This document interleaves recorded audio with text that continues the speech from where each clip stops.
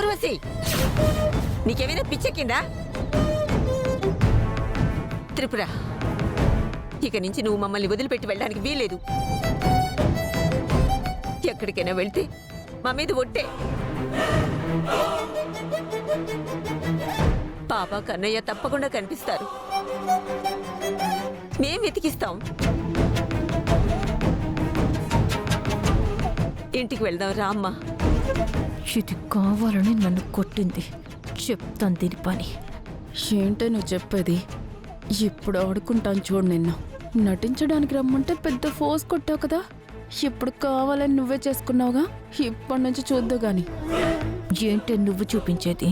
తస్సదియ్యా, ఈ సత్య దెబ్బ ఎలా ఉంటుందో నీకు రుచి చూపిస్తా. అమ్మో, ఇక్కడుంటే మనకి ఎత్తడైపోద్ది. చిన్నగా జారుకుందాం.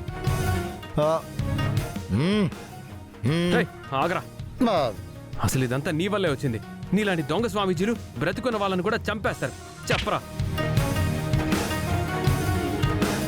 నీకు తెలిసి చెప్పావా లేదని ఎవరైనా చెప్పరా? చెప్పరా, చెప్పు. అనంత్ గారు, వీడిని ఇలా కాదు. ఎవరు చెప్పించారు నీతో? ఎవరు చెప్పించారు నీతో? చెప్పు, చెప్పు,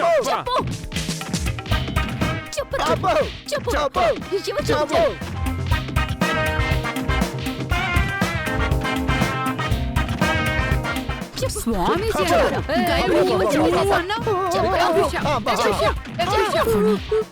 ఇప్పుడు నువ్వు కూడా కొట్టకపోతే అందరూ మనల్ని తప్పుగా అనుకుంటారు. ఏదో ఒకటి చెయ్యి.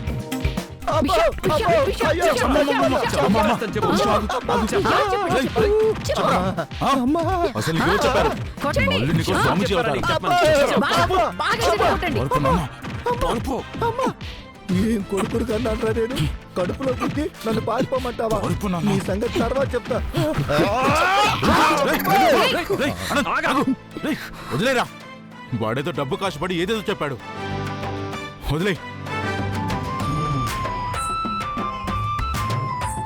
సత్య, నువ్వు చేస్తుంది చాలా తప్పు. దీనికి నేను ఒప్పుకోను.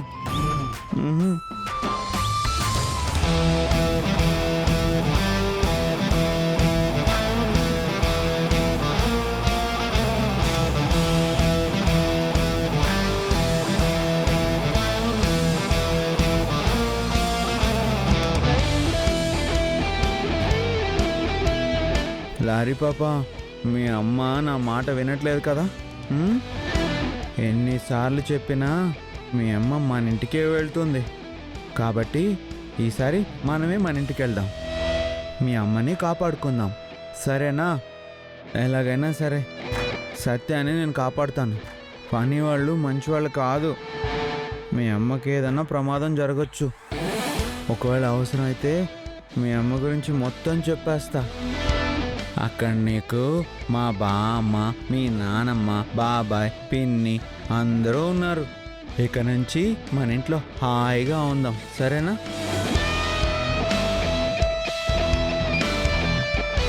సత్య, నువ్వు నేను ఆపినా కూడా ఆగట్లేదు కదా. ఇప్పుడు నేను లహరి పాప అక్కడికి వచ్చేస్తున్నాం. అంతే. పాప అదా, రా వెళ్దామా? పడుకో.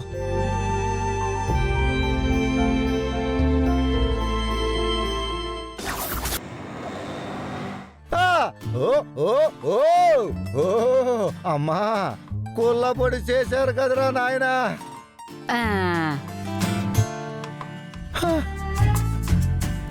ఒరేయ్, తండ్రినే కొడతావురా పాపాత్ముడా. నీ చేతులు పడిపోతాయిరా. నాన్న, సారీ నాన్న. ఆ టైంలో నేనేం చేయగలను? నువ్వేమో దొరికేశావు, అందరు నిన్ను కొడుతున్నారు. నేను కూడా కొట్టకపోతే డౌట్ వస్తుంది కదా. ఏదైనా ఇది మాత్రం అన్యాయరా. నాకు చెప్పకుండా ప్లాన్ చేస్తే ఇలాగే ఉంటుంది. దొంగ స్వామిగా కనిపించి పెళ్ళాం కాళ్ళు నొక్కాలి, భర్తకి సేవలు చేయాలంటూ లేనిపోని మాటలు చెప్తావా? ఇప్పుడు బాగా దూల తీరిందా? ఆపవే. అమ్మో అమ్మో, అసలు ఈ సత్య మళ్ళీ ఎందుకు వచ్చింది? మన ప్లాన్ దానికి ఎలా తెలిసింది?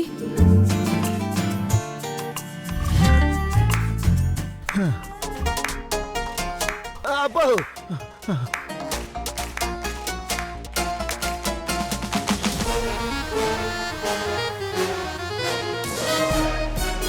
ఏంటి అందరూ షాక్ అయినట్టున్నారు?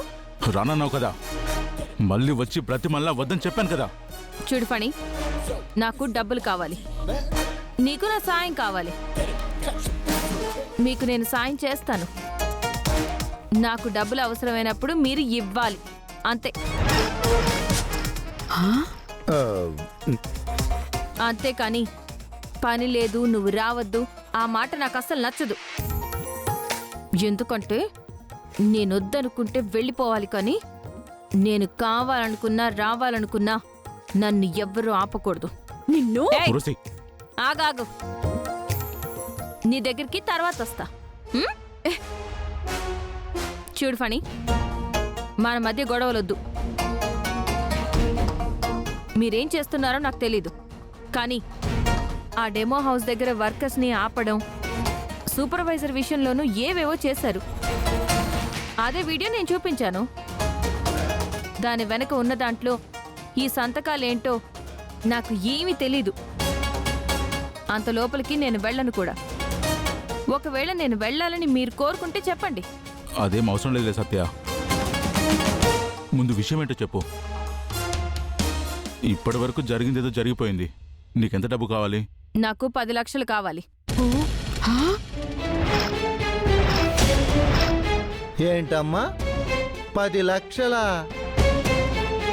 హ, అదేదో 200-300 అన్నట్టు అడిగావు. నానా హ, ఆగు. అలాగే సత్య, నేను ఇస్తాను. ఏ, కానీ 2 రోజులు నువ్వు ఇక్కడే ఉండాలి. ఆ ప్రాజెక్ట్ ఫైల్ మీద సంతకాలు పెట్టాలి. మన సైడ్ నుంచి ఫారిన్ ఇన్వెస్టర్స్కి నువ్వు సంతకాలు పెడితేనే 100 కోట్ల అమౌంట్ వాళ్ళ కంపెనీకి వెళ్తాయి. ఈ ప్రాసెస్ అంతా చేసేటప్పుడే నేను చెప్పిన డాక్యుమెంట్స్ మీద మేము చెప్పినట్టు సంతకాలు పెట్టి మాకు కావలసినట్టు నువ్వు పని చేయాలి. అప్పుడే మేము డబ్బులు ఇస్తాం. అలాగే, ఏదో ఒకటి ఆడవండి. 2 రోజులే కదా, ఉండి పోతాను. సరే అయితే, డీల్ ఓకే. హ్మ్. నానా, అమ్మా, పదండి వెళ్దాం. ఎవరైనా చూస్తే బాగోదు. పదవయ్యా, ఒళ్ళంతా నొప్పులన్నావు కదా, ఆయింట్మెంట్ ఆ, రాస్తాను. అబ్బో, అబ్బో. హ్మ్. ఏయ్, హ్మ్?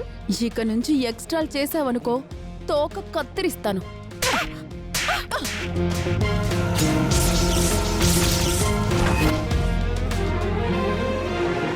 ఏంటి అలా కొట్టావు?